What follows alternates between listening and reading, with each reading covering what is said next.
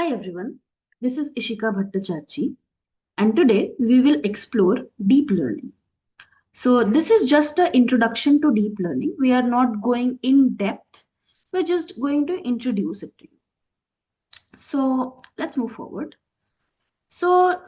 Basically, it is a very powerful subset of machine learning that is transforming technology and businesses worldwide. So our focus will be on understanding what deep learning is, why it is important, how it differs from the traditional machine learning, and its real world applications. So just for a basic knowledge, imagine you have a bigger circle named artificial intelligence. So your bigger circle would be artificial intelligence, and inside that circle, there would be another circle that is going to be your machine learning. And in that machine learning circle, there would be one circle inside that, and this is the deep learning part. So now, let us see that how we are going to use it. Why is it important? So just a simple analogy that teaching a child features of fruit manually. This is ML. And when the child learns all important features independently, noticing subtle patterns, this is the deep learning. So our objective by the end of this discussion would be to understand what deep learning is.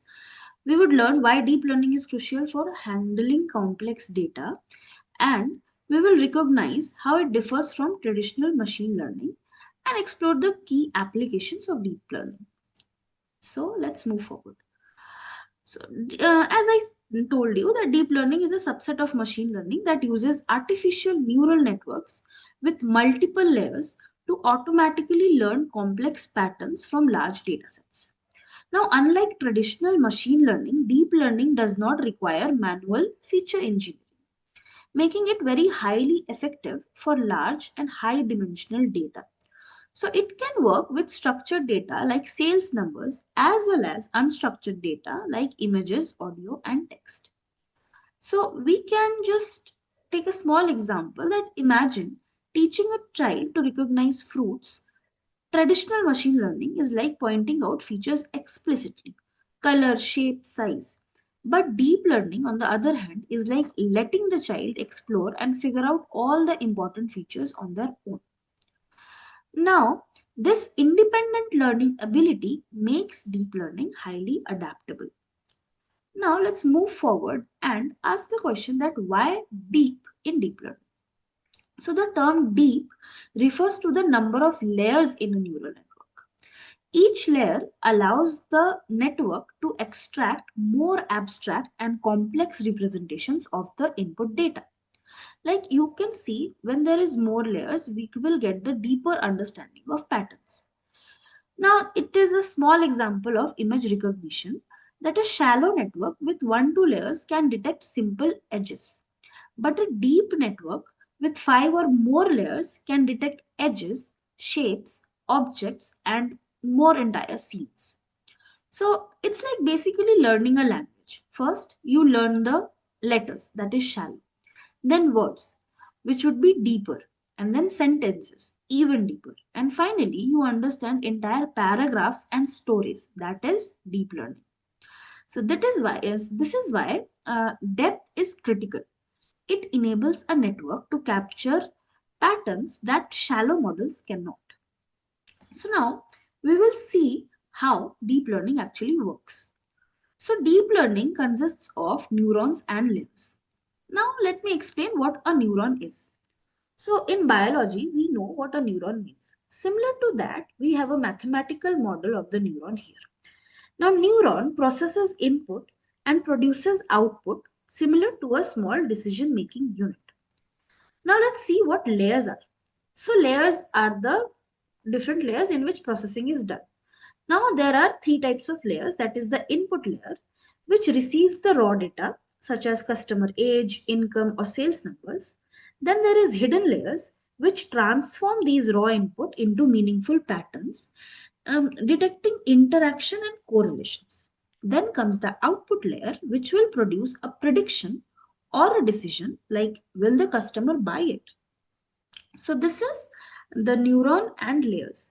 Now there comes one more key concept, that is activation functions. So activation functions actually introduce non-linearity. Now, which allows the network to capture complex non-linear patterns, because in linear patterns it's still simple. So when the problems become very complex with non-linear patterns, deep learning is there to help you out. Now, there are some activation functions, some common functions, that is sigmoid function, ReLU function, or TANH functions. We are not going to go deeper into these functions or what activation functions is in this discussion, but we will discuss about it in the later discussions. Now, just simply think the activation function is like a decision filter.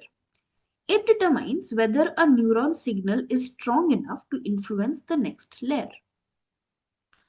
Now, networks learn by adjusting weights based on the error between predicted and actual outputs. So, we will see that how the learning works. So, the learning is done by using back propagation and gradient descent. These are the terminologies that are going to be very useful, and for these you need to know some kind of mathematics also. So just now you just know the terms back propagation and gradient descent. So there are some weights that needs to be assigned. So to change the weights, we have these terminologies that have some work in this.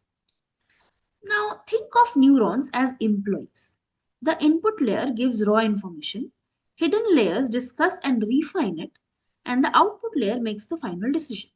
If the decision is wrong, the team adjusts how they communicate. The adjustment is the weight for the next thing. So this is how actually deep learning works. Just a basic of it. Now we will see how this deep learning is different from the traditional machine learning. Now, deep learning differs from traditional machine learning in several ways. We are going to see three aspects like feature engineering. So, in traditional machine learning, it requires manual selection of features, while in deep learning, it actually learns them. It actually learns the features by itself. Now, the second aspect is data requirement. In traditional ML, we can work with smaller data sets, but deep learning requires large data sets to perform effectively because it is feeding on the data and learning features. So the more the data is, the more better it will perform. Now comes the computation aspect. Now, machine learning is lighter, whereas deep learning is computationally intensive. And it often uses GPUs for the computations.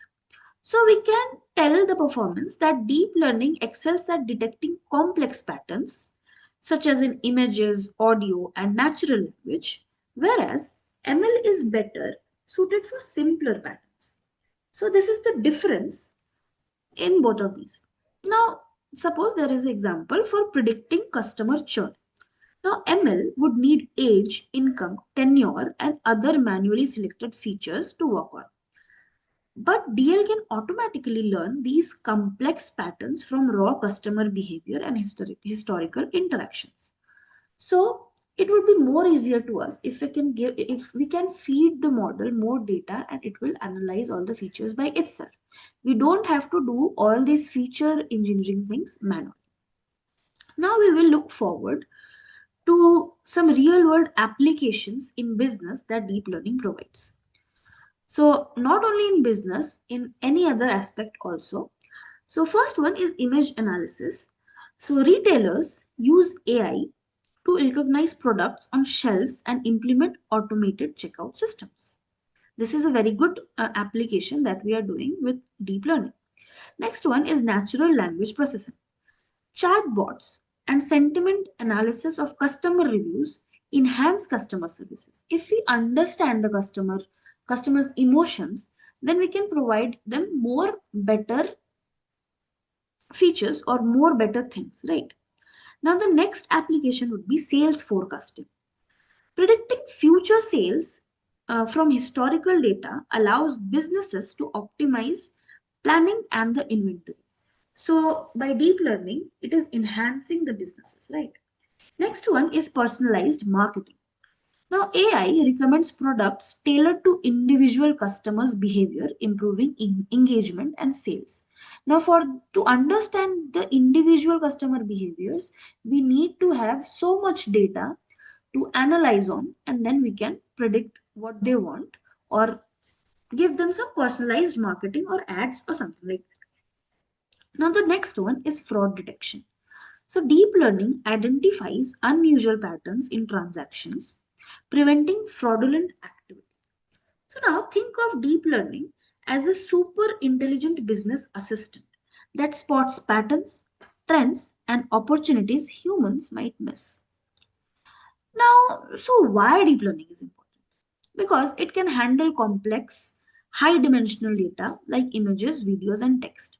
It can learn hidden patterns automatically, reducing reliance on human feature engineering. It also improves continuously as more data becomes available. And it drives innovation across industries, enabling self driving cars, AI assistance, fraud detection, and advanced medical diagnostics. So, in short, deep learning is no longer just a research concept. It is a practical tool that transforms businesses and decision making processes. So, now in this discussion, we have just a basic idea of what deep learning is. In the next discussion, we are going to go deeper into this section and we'll learn about the activation functions, the neurons, the layers more deeply and with more practical knowledge. That's all. Thank you so much.